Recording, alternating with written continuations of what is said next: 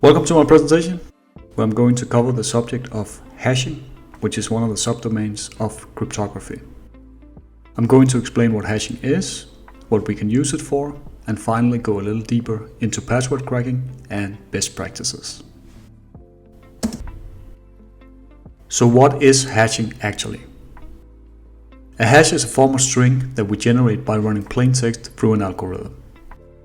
This returns some unreadable characters, usually called a hash, but also referred to as a ciphertext or fingerprint.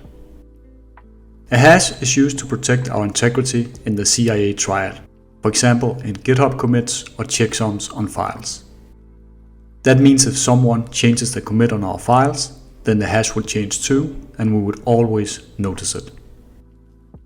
And lastly, hashing protects our confidentiality regarding passwords, which I'll get into later.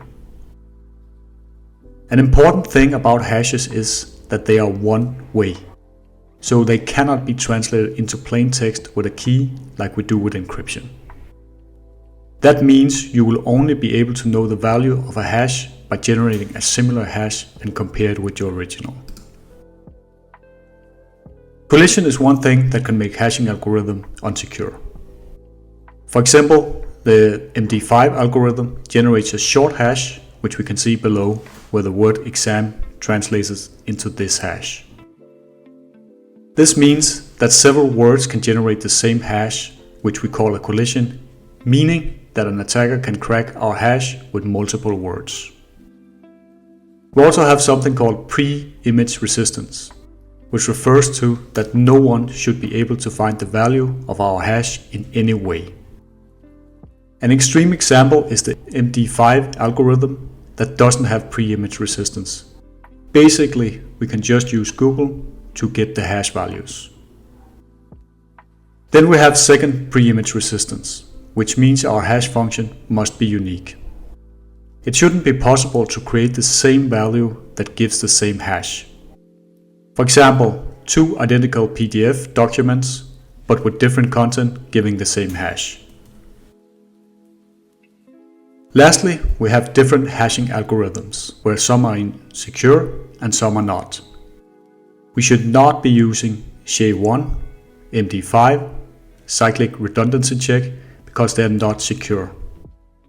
It usually comes down to something called the digest being too short, which refers to the output and length of the hash. Or the algorithm being prone to collisions or not being image resistant. One secure algorithm for software is SHA-2, which are designed by the NSA, and the most used in that type is SHA-256 or higher for the paranoid. But the very best are SHA-3, which are currently the best recommended hash function and very good for hardware. So why are hashing used for passwords? Well, if hackers got unauthorized access to our database, they cannot see our password in clear text. So if passwords were to be stolen, then hashing would buy us time to mitigate and warn affected users. And even database owners and administrators should not be able to see our passwords in clear text, because humans are the biggest threat to cybersecurity, even if they have good intentions.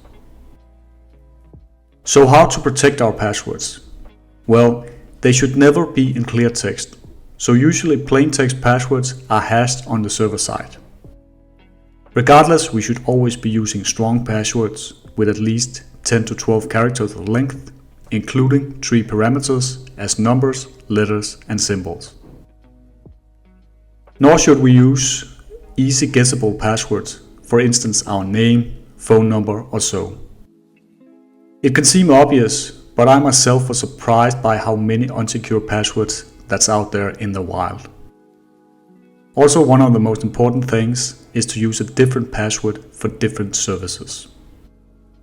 Because if somebody steals our passwords, the first thing an attacker will do is to try another services with the stolen credentials as Facebook, Gmail or so. A great tool for that is a password manager, because we can easily keep track of all these different passwords. One thing we want to use for password is a KDF, which stands for Key Derivation Function.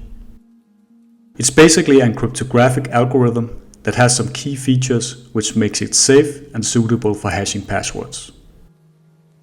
One thing it offers is a pseudo-random function. This means that it is statistically random, but we can't say 100% since we do know the starting point called the seed. Very simplified, then we take a seed, which is a number as a starting point, and then we put that number into an algorithm and run it over and over again. So our output is considered computational random. Also, we should be using salt, which is a small string that is added before we hash the clear text.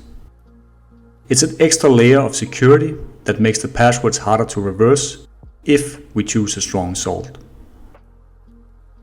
Pepper is a secret added to passwords in the hashing process, and they are kinda similar to salt.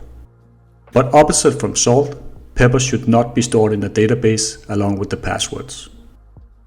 So if the database is breached, the attacker won't have the pepper. Rounds means that how many times we run the password against our hashing algorithm. The more rounds we add, the longer it takes to generate a hash, and that will usually slow down the attacker, because they have to generate new hashes for each password they want to crack. The recommended algorithm for passwords are Argon2, scrypt, but bcrypt is also secure with a password length above 14 characters.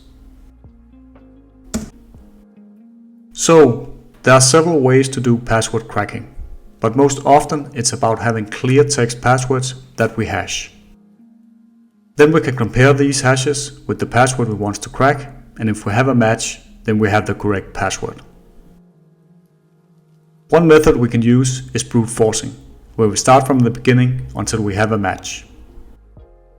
Basically, if we know the password is 4 letters, then we would test all combinations starting from A to Z, and so on until we have a match. But it can be very time consuming depending on the equipment we use for it. And then we have rainbow tables, also called pre-computerized tables, where hashes are already made from common passwords pre-hand. If someone hacked the database, this is a quick way to get started with the password cracking. Dictionary attacks is where we use a word list where we hash most common passwords and then compare them with the hash we want to crack. There are many good word lists out there in various languages. For example, RockUTXT, which has 14 million of the most common passwords in plain text. Mask attacks is where the attacker already knows part of the password, so it narrows down the options. This could be from knowing the victim, some sort of social engineering, or OSINT. And then we have the clean social engineering that comes in many forms. But one example is to simply call the victim, pretend to be someone else, and get them to tell us the password. For tools, there are many options and many comes pre-built in a Kali machine, and my favorites are John the Ripper and Hashcat. Any questions?